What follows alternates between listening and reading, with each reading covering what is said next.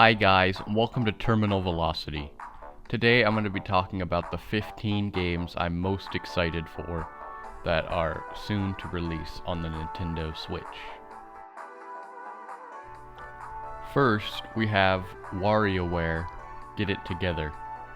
There hasn't been a new Warioware game in quite some time, so it's very exciting to see that they're finally going back to the Warioware style. And this game looks like it has a lot of new mini games and multiplayer, as well as like a story mode of sorts. And it just looks like a very fun experience. And it's not even full price. It's $50. So I mean, that's cool. And so yeah, just in general, this looks like a great game. And we haven't seen a WarioWare game in a while, so yeah, it looks cool. And the next game we have is Advance Wars 1 and 2 Reboot Camp. And while this is a $60 game, which has some controversy about that, as if it's worth the price or not, it is a remake of two games from the Game Boy Advance era. So I mean, that's already good enough, and it does have multiplayer, so that sounds really fun, actually. It's a turn-based tactic RPG. So I mean, that's cool. So I mean, I might check this one out. I'm not sure, but it does look fun. And coming out this year, we also have Sonic Colors Ultimate. This is a remake of Sonic Colors, which was a Wii, and I'm pretty sure it was on Xbox and PlayStation 3. I'm not sure. And it was also on the DS. That's not really the same game, though. But anyway, this is a really great Sonic game. If you're a fan of Sonic, definitely recommend this. It doesn't look like it's like too different from the original. It probably has a lot of new content, but in general, it's just like a remake of it. And if you're a fan of Sonic, as I said earlier, this is probably a fun game. And coming out at the end of this year, we also have Pokemon Brilliant Diamond and Shining Pearl, which are remakes of Pokemon Diamond and Pearl for the DS. These games do look pretty good. While the art style is very similar to Link's Awakening remake on the Switch, it still looks like it works for this game. Definitely like two of the best Pokemon games. Definitely recommend it for anyone who has not played Pokemon Diamond and Pearl, but just in general, it looks to be a great game. And coming next year, at some point, we have the sequel to Splatoon 2, Splatoon 3, which looks very interesting. It looks pretty similar to 2, but it also has like some new like character customization, and you know, it looks very desert themed. I don't really know, that's just what it looks like. And for some reason there's an upside down Eiffel Tower in the trailer that I don't understand. But it does look pretty fun. And yeah, I'm not really sure when next year it'll come out, but it does look like a good sequel to Splatoon 3. So yeah, it definitely, you know, looks good. So if you're a fan of Splatoon series or like third-person shooters, then yeah, you might like this. The next game we have up is Shimagami Tensei 5, and while I've personally never played any Shimagami Tensei games, this does look pretty interesting. It looks like a turn-based JRPG, but like it's interesting. Like you recruit like demons or monsters, and like you like talk to them. You get different results from that. Yeah, I'm not really. I've never played a Shimagami Tensei game, so maybe that's, you know, normal. But yeah, it looks pretty interesting, and it's a Switch exclusive coming out later this year. So yeah, if you like JRPGs, then you might want to look into this one. So, yeah. And next up, we have Metroid Prime 4. And while there isn't really any information about this other than that there's a teaser back in 2017, and it restarted development at the beginning of 2019. So, yeah, we probably still have a way to go, like 2023, maybe 2024. But in general, I'm really excited for this game.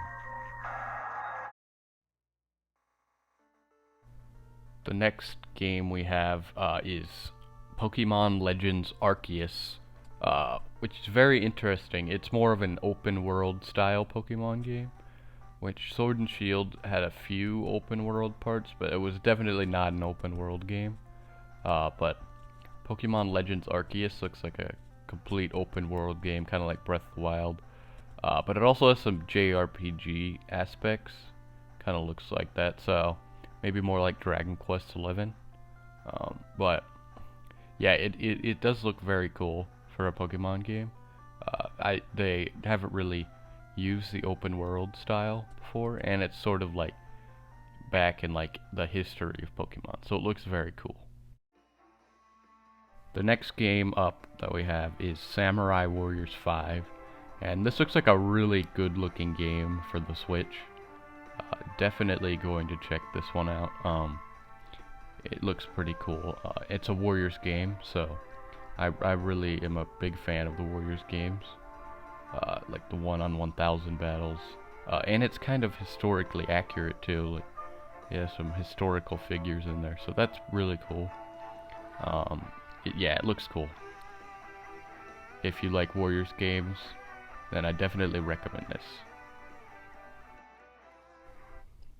The next game we have is Skyward Sword HD.